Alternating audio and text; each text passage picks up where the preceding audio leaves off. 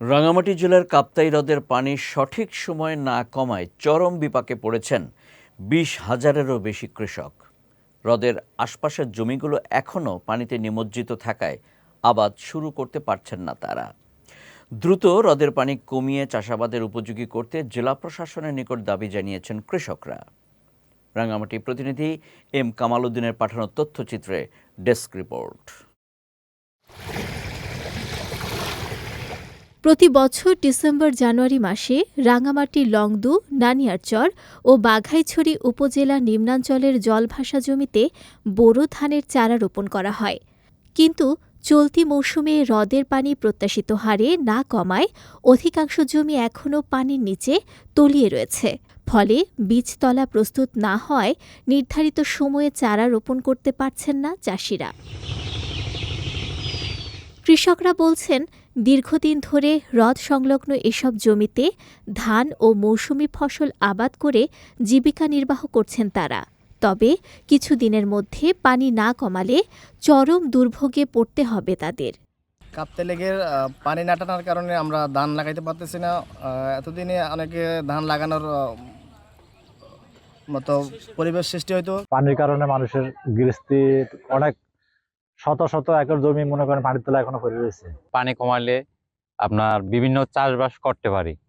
তো প্রতি বছর আপনার ডিসেম্বরে জানুয়ারিতে আমাদের এই যে জমি আছে এই জমি মোটামুটি লাগানো শেষ হয়ে যায়।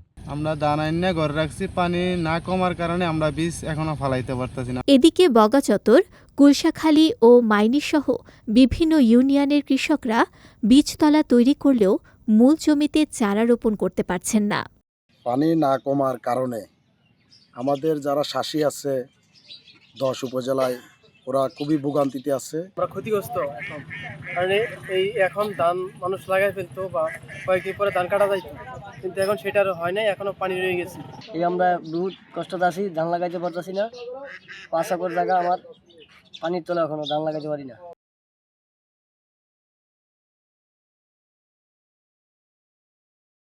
প্রায় 1000 মণ ধান হয়। 1000 মণ ধানের দাম প্রায় আমার 10 লক্ষ টাকা। 10 লক্ষ টাকার থেকে আমি এখন বঞ্চিত।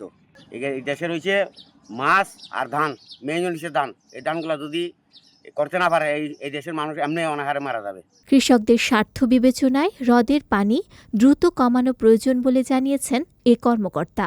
লেকে এখন যে পরিমাণ পানি আছে, কৃষকরা বীজতলাই করতে পারছেন না। আমরা আমাদের ঊর্ধ্বতন কর্তৃপক্ষের মাধ্যমে কাপ্তাই লেকের পানি কমানোর বিষয়টি অবহিত করেছি এবং আমাদের এই মাসের মিটিংয়ে আমাদের মাননীয় জেলা প্রশাসক স্যারও আমাদেরকে আশ্বস্ত করেছেন এই বিষয়ে ব্যবস্থা নেবেন। সামগ্রিকভাবে সকল বিষয় বিবেচনা করে কাপ্তাই লেকের পানি যথাযথ দ্রুত সম্ভব কমানোর উচিত। দ্রুত কাপ্তাই বাঁধ দিয়ে পানি ছেড়ে দেওয়ার জন্য সংশ্লিষ্ট কর্তৃপক্ষের হস্তক্ষেপ কামনা করেছেন ভুক্তভোগী কৃষকরা। বিজয় টিভি নিউজ ডেস্ক।